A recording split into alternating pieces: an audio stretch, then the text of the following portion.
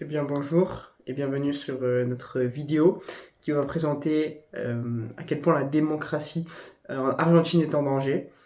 Il faut savoir que tous les événements qui sont relatés dans cette vidéo sont inspirés de faits réels, comme le décret d'urgence, comme les manifestations en Argentine et comme les lois pour les syndicats par exemple. Je vous souhaite un bon visionnage.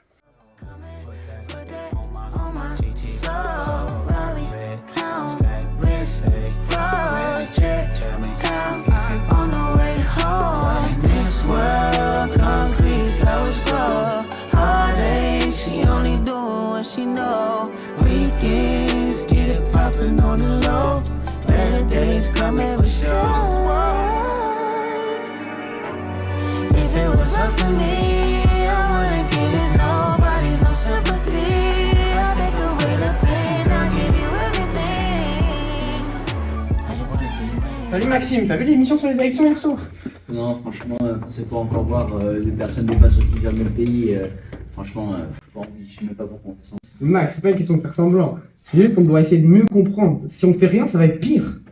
C'est encore une de tes techniques pour me convaincre d'aller voter, c'est ça? Franchement, entre le populiste qui permet tout et le libéral qui dit qu'il peut mieux gérer le pays, franchement. Bon écoute, ce soir, tu vas regarder Canal 9. Ils vont faire un programme spécial juste avant les élections. Ça promet d'être intéressant. Ouais, ils vont juste dire que ce sera une analyse qui va dire que tout va bien alors que tout va mal et que dans le pays, on est tous ravagés par la crise économique. Franchement, tu descends vraiment bas dans mon estime. Mais juste, fais-moi confiance. Mon cousin, il travaille là-bas. Tu vas regarder l'émission, on va s'appeler et tout va bien. Ok.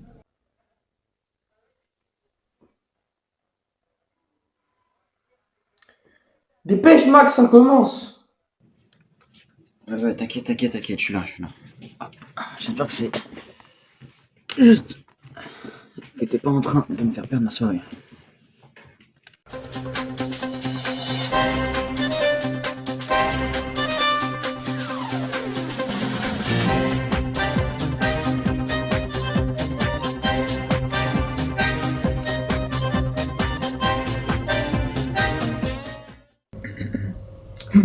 Bonsoir à tous et bienvenue dans notre émission sur les élections présidentielles de l'Argentine.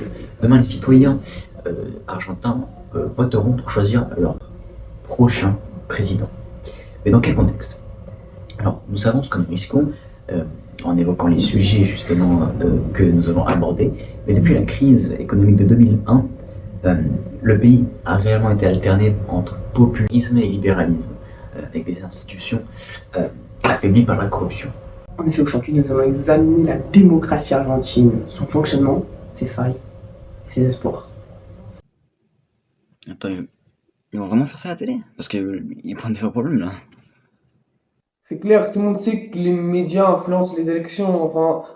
Et là, ils décident de tout dénoncer. Donc, en gros, c'est toujours le même cirque en fait. Les riches, ils tirent les ficelles, tandis que les pauvres, nous, on subit. Et les belles, c'est une démocratie, peut-être, je sais pas.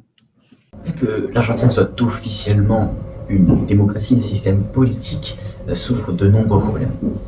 Comme vous le savez, dans notre pays, le président est élu pour un mandat de 4 ans, renouvelable une seule fois, consécutive. Que l'élection se déroule au suffrage universel, direct dans un système de scrutin à 2 tours. Un candidat est élu dès le premier tour s'il obtient 45% des voix, ou au moins 40%, avec une avance de 10 points de pourcentage pour le second. Sinon, un second tour va s'opposer entre justement ces deux candidats en tête.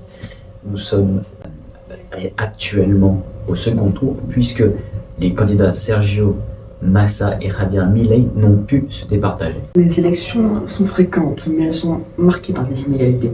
Des candidats sans financement privé ont finalement peu de chance en fait. Et les médias influencent largement l'opinion publique. D'ailleurs, en raison de la faiblesse des institutions argentines, le pays n'est pas en mesure de réellement respecter la nature fédérale de la Constitution. Puisque, comme vous le savez, ici nous sommes en fait dans une république fédérale composée de 23 provinces et de la ville de Buenos Aires. Chaque province a son propre gouvernement, sa constitution et son système judiciaire. L'État central exerce souvent une influence prépondérante, notamment dans les politiques fiscales et sociales. Je crois que t'as mis mes lunettes en... Non, c'est bien. Ah, ok. Autant pour moi. dans les politiques fiscales et sociales. La seconde particularité est que les citoyens sont obligés de voter. Ce sont là les principales spécificités de notre démocratie. Ok, c'est intéressant, oui, mais on fait quoi avec ça? Parce que là, les élections, elles arrivent et c'est demain. C'est pour ça qu'il faut s'informer, Max. La démocratie est jamais parfaite, mais elle peut évoluer si on avance dans la bonne direction. Chaque voix compte, même en Argentine. Certains pourraient dire que voter est inutile et qu'il ne sert à rien. Mais en réalité, ce n'est pas réellement le cas. Presque abandonner son pouvoir, aussi limité soit-il. C'est pourquoi nous encourageons tous les citoyens à réfléchir sérieusement à leur choix. La démocratie est fragile. Mais, frérot, tu t'écoutes pas là? Si, C'est pourquoi nous encourageons tous les citoyens à réfléchir sérieusement à leur choix. La démocratie est fragile, mais ne peut survivre que si chacun y participe. Tu sais quoi?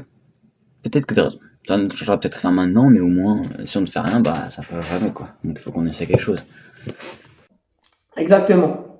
On vote pour aujourd'hui, mais aussi pour demain. Donc demain, tu vas voter. l'Argentine a souvent vacillé entre espoir et désillusion. Si le peuple veut une vraie démocratie, il devra se battre pour elle. Car ceux qui détiennent le pouvoir ne la donneront jamais volontairement. Le combat pour les libertés fondamentales est long, mais il est essentiel.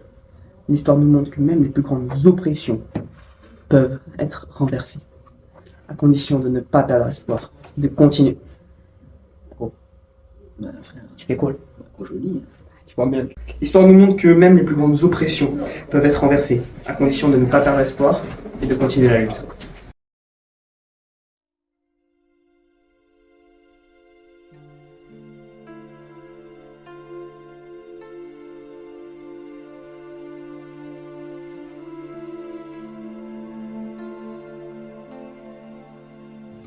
Alors du coup c'est ça la nouvelle réforme, du coup qui est antisociale.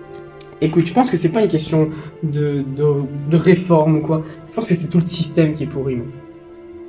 Ouais regarde, même si la presse reste active, il y a eu des attaques contre les journalistes de la part du président, ils veulent limiter notre droit de manifester, ils réduisent les droits syndicaux, ils s'attaquent à nos libertés, on est impuissants, franchement elles sont belles nos libertés fondamentales. Ouais, mais Max, regarde l'histoire juste de notre pays en fait. Il y a eu des dictatures, des démocraties bafouées, mais toujours l'état civil a su se relever. On va faire pareil. Quoi. Tiens, regarde ça. Le Congrès il est en crise à cause des alliances fragiles et les juges indépendants commencent à se faire virer. T'as vu les manifestations hier? Bah ouais mais chaque fois c'est pareil, une grosse manif, hier il y a une grosse manif et après tout le monde rentre chez soi quoi. Pas cette fois, je pense. Les jeunes ils commencent vraiment à se mobiliser. La séparation des pouvoirs elle est menacée, l'exécutif il commence à être de plus en plus influent, avec des réformes qui réduisent le rôle du pouvoir législatif et judiciaire, par la même occasion. Donc, ils veulent criminaliser les manifestations. Je crois vraiment qu'on est dans un état de droit là aujourd'hui. Ouais, tu sais, j'avais jamais vraiment pensé à ça comme un combat. Pour moi, voter, c'est juste un truc qu'on fait comme ça pour avoir bonne conscience, tu vois. Mais tu sais que c'est pas que ça, c'est un acte symbolique, certes, ok, mais derrière il y a une lutte, hein. Et cette lutte elle est aussi entre les deux élections. Ok, alors quoi, on rejoint un collectif, on va voter, on fait quoi? Je pense qu'on doit tout faire, Max. Ok. On doit tout faire. Ouais, finalement, peut-être que t'as raison. Peut-être qu'en votant, on peut changer les choses. Ouais, c'est vrai. Et c'est pour ça qu'on doit se mobiliser. Et ça, tout le temps, mec. Tout le temps.